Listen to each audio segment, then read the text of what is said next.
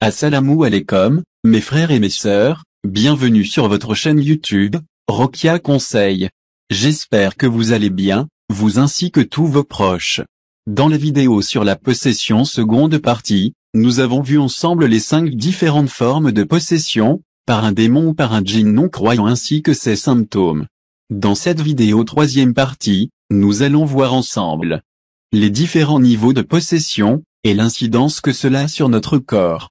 Il est important de bien s'en informer, afin de pouvoir s'en soigner, et mieux s'en libérer, par la permission de Dieu. Le mal occulte est une dure réalité, qui peut toucher tous les êtres humains croyants ou non croyants par la permission de Dieu. Les personnes victimes de mal occulte, que ce soit par de la sorcellerie, par le mauvais œil, ou par l'envie, sont davantage victimes de possession puisque ce mal occulte les affaiblit suffisamment, pour que les djinns non-croyants et les démons entrent en eux. Certains d'entre eux sont missionnés par un sorcier ou une sorcière, afin de garder la sorcellerie chez sa victime, et de lui nuire au quotidien. On va parler de djinn ouvrier, djinn gadimal sir. Littéralement l'ouvrier de la sorcellerie. Les différentes formes de possession que nous avons vues dans le second épisode, peuvent toucher tous les hommes et toutes les femmes, par la permission de Dieu, sans qu'il y ait pour autant de sorcellerie de fait. Les manquements dans notre pratique de la religion ainsi que certains péchés peuvent créer des situations, des brèches physiques et spirituelles permettant aux démons et aux djinns de posséder une personne. Ça sera le sujet d'une prochaine vidéo Inch'Allah.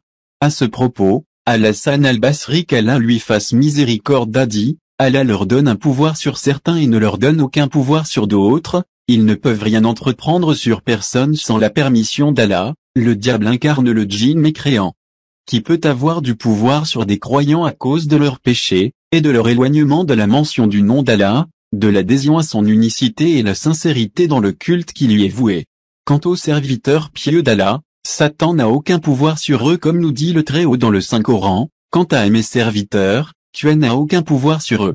Et ton Seigneur suffit pour les protéger. Sourate 17 Le voyage nocturne, verset 65, les personnes qui souffrent de possession peuvent dans certains cas ne pas s'en rendre compte et mettre les problématiques de santé physique et mentale sur le compte d'une maladie bénigne, sur les difficultés que nous pouvons rencontrer de façon aléatoire dans la vie, le manque de chance, le manque de réussite par exemple, et il y a d'autres personnes qui en souffrent tellement qu'elles comprennent rapidement par la grâce de notre Seigneur qu'elles en sont atteintes.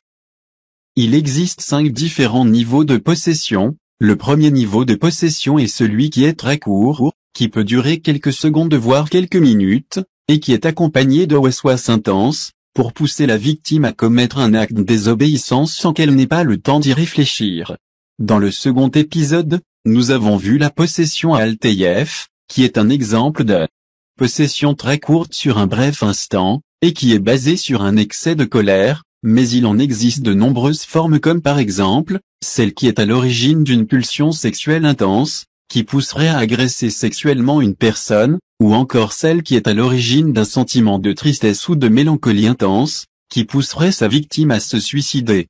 Dans ces situations, il est très important de chercher la protection de notre Créateur en répétant plusieurs fois l'invocation suivante, « Je me réfugie auprès d'Allah contre Satan le maudit ». À ce sujet dans un hadith, Safiya bint Huyayy al-Agré qui est l'une des épouses du prophète Mohammed que les prières et les bénédictions de Dieu soient sur lui, dit, le prophète était en retraite spirituelle au mois de Ramadan, lorsque je lui rendis visite pendant la nuit. Après m'être entretenu avec lui, je me levai pour rentrer et il se leva à son tour pour m'accompagner.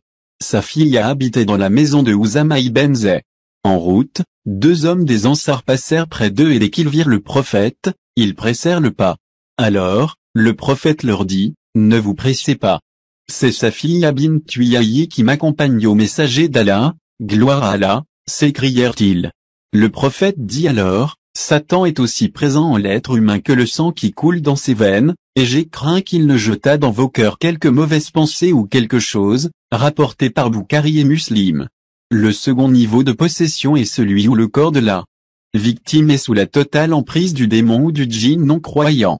Il s'exprime et agit à travers elle au quotidien, il vit clairement la vie de sa victime et impose ses propres décisions comme si le corps de sa victime lui appartenait.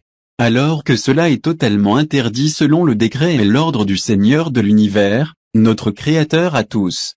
Ce cas est très fréquent chez les non-croyants, quand on entend parler de déséquilibrés qui ont attaqué des personnes sans raison, et qui continuent à s'enfoncer dans le mal de jour en jour. Cela arrive également chez les croyants qui ne pratiquent que très peu voire pas du tout, et qui peuvent être atteints par une sorcellerie ou par un djinn pervers diabolique. Ce niveau de possession est très long et même dans certains cas permanent, car la personne s'est trop éloignée de la religion, et le démon a pris le dessus en se renforçant avec l'énergie négative des péchés, et des actes de désobéissance réalisés avec sa victime.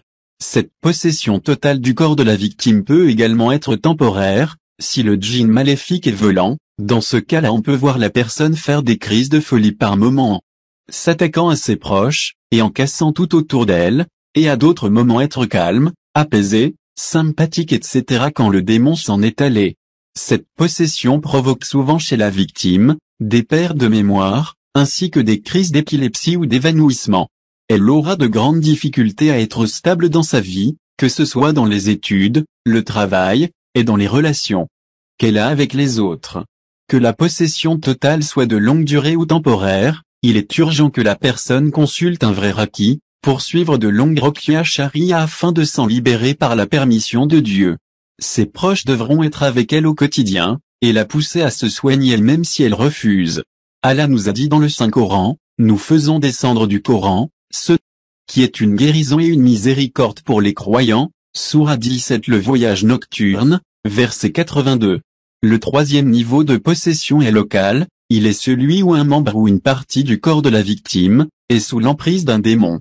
Le démon s'est installé grâce à une brèche ou une sorcellerie dans un membre du corps de sa victime, ça peut être par exemple un bras, une jambe, la tête, le dos, les parties génitales etc., ceci afin de lui causer du tort, la bloquer dans ses projets de vie et dans certains cas contrôler ses agissements et ses décisions. La personne se doit toujours de faire des examens médicaux en cas de douleur ou de maladie, mais dans ce cas aucune réponse médicale ne pourra réellement être apportée puisque c'est du mal occulte. Il se peut que le démon se déplace dans une autre partie du corps, pour continuer à nuire à sa victime et de différentes manières. Avec ce niveau de possession, il faut écouter les ruqya sharia prévus à cet effet, et utiliser au quotidien les remèdes prophétiques en les coranisant, et en massant la partie douloureuse, afin de détruire le mal occulte bi'idhnillah. Vous retrouvez la vidéo des 10 remèdes, en lien dans la description de la vidéo pour aider à vaincre cette possession inch'Allah. Le quatrième niveau de possession est extérieur, il est celui où la victime est persécutée de l'extérieur, par un démon qui est ouvrier d'un sortilège de sorcellerie activé dans son environnement, ou par un démon qui veut juste se venger d'un mal subi involontairement par sa victime. Il y a des cas également de djinns amoureux qui n'arrivent pas à rentrer dans sa victime par la volonté de Dieu. Nous avons vu ce cas dans la vidéo seconde partie, avec la forme al-Gharizi qui veut dire extérieur. Les symptômes sont les suivants, la victime se sent suivie, épiée, elle voit des ombres passer, des bruits aux portes, dans les murs, au plafond, elle fait des cauchemars où on l'agresse, où on l'attaque, où on la poursuit que ce soit par des personnes ou par des animaux, elle a le sentiment que tout le monde est contre elle, dans son domicile comme à l'extérieur, dans ses projets elle n'a que des refus, dans le travail, dans les études, dans le projet de mariage etc. Dans ce niveau de possession il existe la variante où l'acharnement et la persécution sont temporaires. Le démon peut partir suite aux soins effectués par sa victime et à la destruction de la sorcellerie par la grâce de Dieu, et puis revenir quelques jours, semaines, mois voire plusieurs années plus tard s'il y a eu un renouvellement de fait ou si le démon veut se venger. Pour s'en débarrasser, il faut invoquer Allah au quotidien, faire ses invocations du matin et du soir, et surtout pratiquer du mieux possible, avec des lectures du Coran au quotidien, et multiplier les prières à la mosquée pour les hommes, et multiplier les assises entre femmes, afin d'obtenir le plus de lumière possible, afin d'augmenter sa foi, de devenir pieux et être sous la protection du Tout-Puissant inch'Allah. Allah exalté soit-il a conseillé au prophète de dire dans le Saint-Coran, certes mon maître, c'est Allah qui a fait descendre le livre, le Coran. C'est lui qui se charge de la protection des vertueux, sourate 7 al-Arf. Verset 196, Sa Majesté Allah nous a dit également, Allah connaît mieux vos ennemis. Et Allah suffit comme protecteur, et Allah suffit comme secoureur. Sourate 4 Les femmes, verset 45. Le cinquième et dernier niveau de possession est maladif. Il est celui où le démon a pour mission principale à travers la sorcellerie, de rendre malade la personne par de lourds symptômes, et dans certains cas, de lourdes maladies. Dans le cas des lourds symptômes, ils peuvent être par exemple gastriques, articulaires, neurologiques etc. La victime souffrira de symptômes, sans cause médicale explicable qui vont finir par disparaître avec les soins prophétiques, et qui peuvent revenir plusieurs mois ou plusieurs années plus tard, s'il y a une baisse de foi ou de pratique religieuse de la victime. Dans le cas des maladies, elles sont soudaines, et dans le temps ne font que s'aggraver même sous traitements médicaux. Il est toujours important de se soigner et de voir des médecins, mais avec ce niveau de possession, il est important d'appliquer quotidiennement les remèdes prophétiques, et d'écouter des Rokia Sharia par la permission de Dieu. Vous avez forcément entendu parler des guérisons miraculeuses d'Allah, ou des personnes atteintes de cancer en stade très avancé, ou de maladies auto-immunes guérir miraculeusement par la permission d'Allah, après avoir consommé de l'eau de Zamzam en quantité, après avoir fait de nombreuses Rokia Sharia dans une courte période, ou après de nombreuses prières de nuit, ou après un grand nombre d'invocations faites pendant un grand ou petit pèlerinage. On était certainement dans ce niveau de possession maladif. Allah en est le seul savant. Le prophète Mohammed que les prières et les bénédictions d'Allah soient sur lui a dit, demandez à Allah le pardon, la bonne santé et la guérison. Après la foi, il n'y a pas de bien meilleur que la guérison, a dit, rapporté par Cher Ama en Essai. Le prophète nous a dit également, l'invocation est utile pour ce qui est, et pour ce qui n'est pas encore. Serviteur d'Allah. Je vous exhorte à l'invocation, a dit, rapporté par Hakim.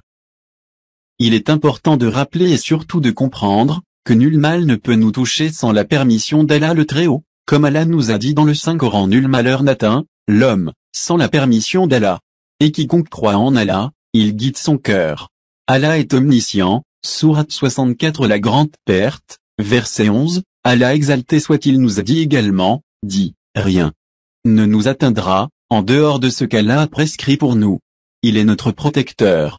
C'est en Allah que les croyants doivent mettre leur confiance, sourate 9 Le repentir, verset 51, en ayant une foi infaillible en notre Créateur, en lui donnant aucun associé, en pratiquant les actes d'adoration de façon sincère, en s'éloignant des turpitudes et du blâmable, en invoquant notre Seigneur à tous les moments de la journée, en utilisant uniquement les remèdes prophétiques et la Rokia Sharia que notre bien-aimé prophète Mohammed que les prières et les bénédictions de Dieu soient sur lui nous a inculquées, en ayant le meilleur comportement possible dans la confiance, la crainte, et l'espoir en notre Créateur, il est possible de se libérer définitivement de tout niveau de possession et de s'en protéger bi'idhnillah. C'est la fin de la vidéo, si tu l'as apprécié, n'hésite pas à mettre un pouce bleu et à écrire un commentaire. Tu peux t'abonner à la chaîne, en cliquant sur la cloche pour recevoir les notifications des nouvelles vidéos. Partage-la au maximum à tes proches, pour qu'ils puissent connaître les différents niveaux de possession. J'en profite pour demander à Allah notre Seigneur, le guérisseur d'apporter sa guérison et sa protection à tous nos frères, et nos sœurs atteints par ce mal occulte. Le savoir parfait appartient à Allah, le savant par excellence, que ses prières et ses bénédictions, soient sur notre prophète Mohammed, ainsi que sur sa famille, ses compagnons et ses frères, jusqu'au jour de la résurrection. À très bientôt pour de nouvelles vidéos, Inch'Allah. Assalamu alaikum.